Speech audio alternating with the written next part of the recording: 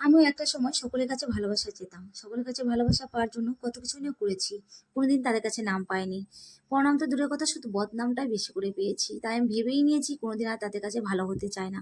এখানে এসে আমি একটা জিনিস ভালো করে শিক্ষা পেয়েছি, মানুষ কোনদিন আপন হয় না।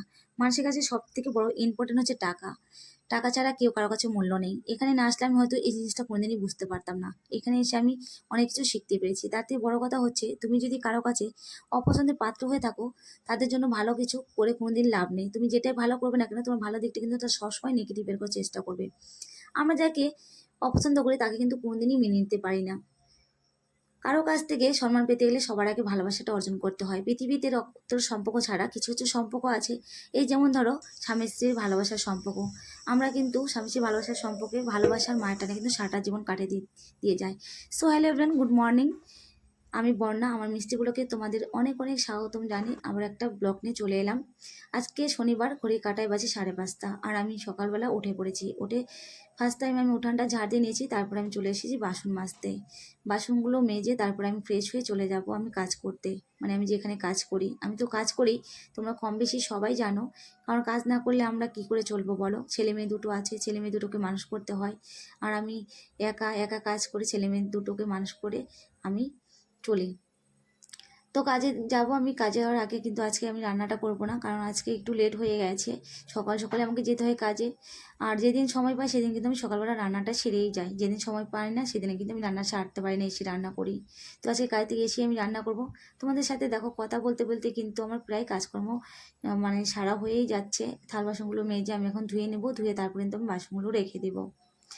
আর আজকে না প্রচণ্ড পরিমাণে গরম পড়েছে, জানি না বৃষ্টি আসবে কি না, কিন্তু গরম পড়েছে। কিন্তু সকালবেলা ওয়েদারটাও একটু কেমন যেন মেঘমেঘ করে আছে। বৃষ্টি আসলে তো খুব ভালোই হয়।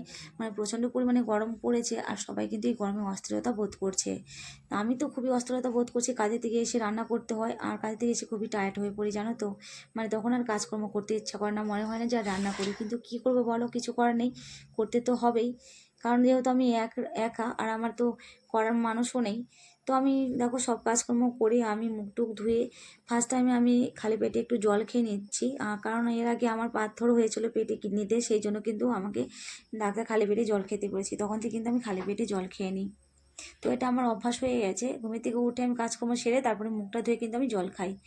তো আমি কাজে চলে গিয়েছিলাম, কাজ থেকে এসে দেখো আমি রান্নাটা সেরে নিচ্ছি। আর আমি রান্না করছি, মাছ নিয়ে এসেছিলাম ওই চারাপোনা মৃগেল মাছ। তো মৃগেল মাছটা আমি ঝোল করে নিচ্ছি। তো 250 মতো নিয়ে এসেছি 30 টাকা দিয়ে। যে মাছটা সব থেকে কম দামে সেই মাছটা কিন্তু আমরা সবসময় খেয়ে থাকি। আর প্রত্যেক দিন আমরা মাছ কিনতে পারি না, সপ্তাহে ধরো একদিন নিয়ে আসি, কোন সপ্তাহে আনিই না, এরকম আর কি। 15 দিন পরে একদিন, কোনো মাসে হয়তো একদিনও হয়, এরকম আমাদের হয়। তোমরা তো বুঝতেই পারছো আমাদের টাকার অভাব, সেই জন্য। খেতে তো কার না কার ভালো লাগে বলো, ইচ্ছা হয় ভালো মন্দ, আমার ছেলে মেয়ে দুটোরও ইচ্ছা হয়, কিন্তু আমি তো আনতে পারি না। সেই জন্য কিন্তু ওরা অনেক কষ্ট করে মানে থাকে। আর আমাকে সবসময় বলে যে মা তুমি যা আনবা আমরা তাই খাবো। কোনো সময় মুখ ফুটে বলে না যে আমরা ভালো মন্দ খাবো, ভালো মন্দ আনো। কারণ আমার ছেলে মেয়ে দুটো অনেক বুঝতে পারে আমার কষ্টগুলোকে।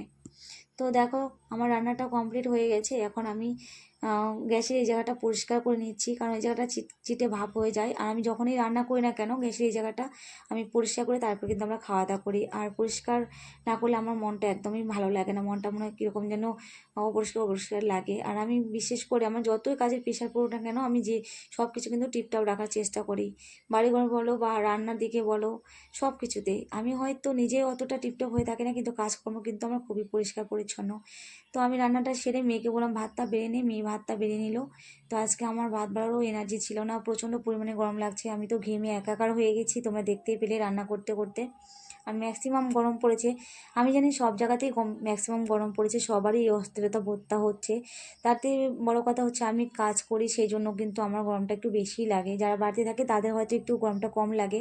তো মেয়ে দেখো ভাত বেড়ে নিয়েছে আমার জন্য আর মেয়ের জন্য। তো আমি আর মেয়ে ভাতটা খেয়ে নিচ্ছি। তো বন্ধুরা, আমাদের ভিডিওটা যদি ভালো লাগে অবশ্যই আমাদের ভিডিওটাকে বেশি বেশি করে শেয়ার, ফলো, লাইক, কমেন্ট আর সাবস্ক্রাইব করে আমাদের পাশে যোগো। আমরা কিন্তু সত্যি বলছি খুবই অসহায়, খুবই গরিব নিম্ন শ্রেণীর আমরা। তো আমি অনেক কষ্ট করে ছেলে মেয়ে দুটোকে মানুষ করছি, ওদেরকে কিন্তু আমি একটু ভালো মন্দ খাওয়াতে পারি না ঠিক মতো করে। তোমরা আমাদের পাশে থেকো।